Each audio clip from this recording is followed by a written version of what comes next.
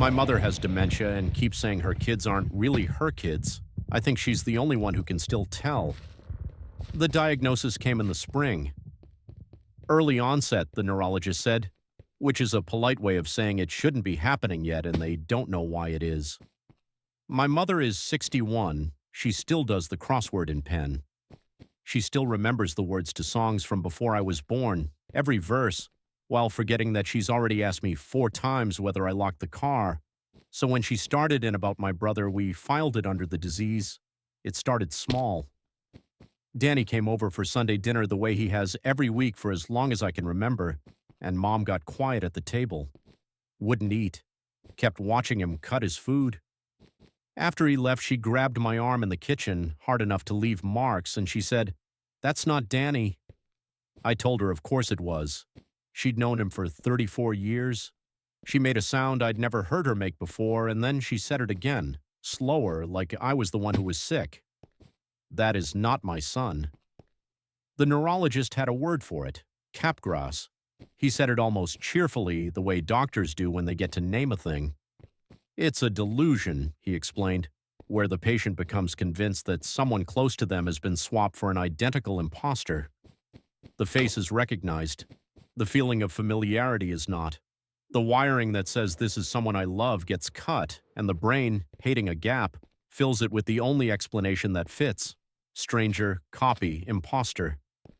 "It's not uncommon," he said. "It can be distressing for families. Try not to take it personally." I took it personally.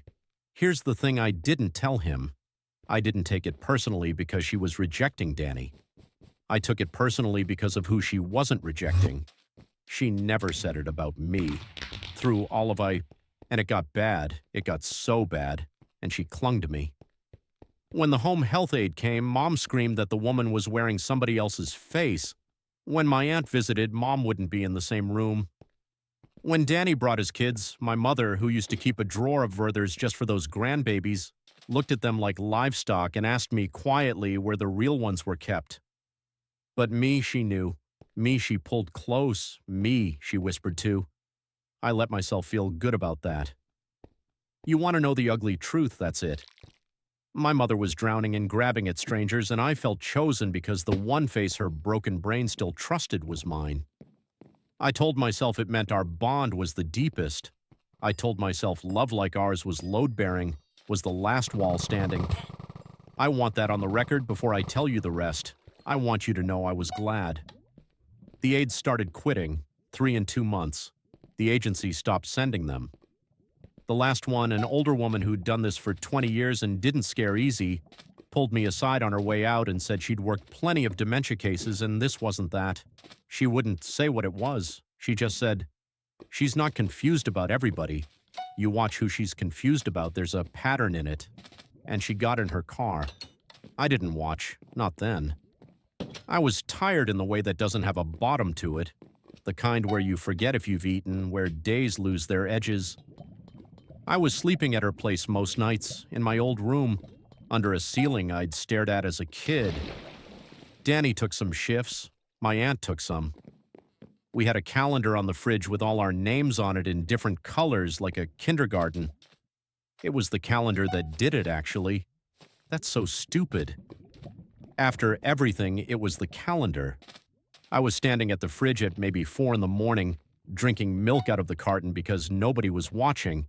And I looked at the grid of our names and I had this small cold thought, the kind that arrives fully formed like it had been waiting outside the door. I couldn't remember Danny's wedding, not the details, the whole thing. I knew he was married, Sarah, the kids, the house on Linden. I knew it the way you know a fact. But I couldn't find the day, couldn't find myself in a dress, couldn't find the church, couldn't find the toast I must have given because I'm his only sister and of course I gave a toast. There was a smooth place where the memory should be, like a scar that's healed so completely you forget there was ever a wound. I told myself I was exhausted. People forget weddings, but I started checking, and the more I checked, the worse it got, because the gaps weren't random. They were load-bearing. I could remember the brand of cigarettes my father smoked 20 years dead, but not my brother's face at our mother's 50th. I could remember the smell of the lake house, but not who was in the boat. Every memory with Danny in it had this quality, like a photograph someone had described to me very well, detailed, secondhand, inhabited by no one.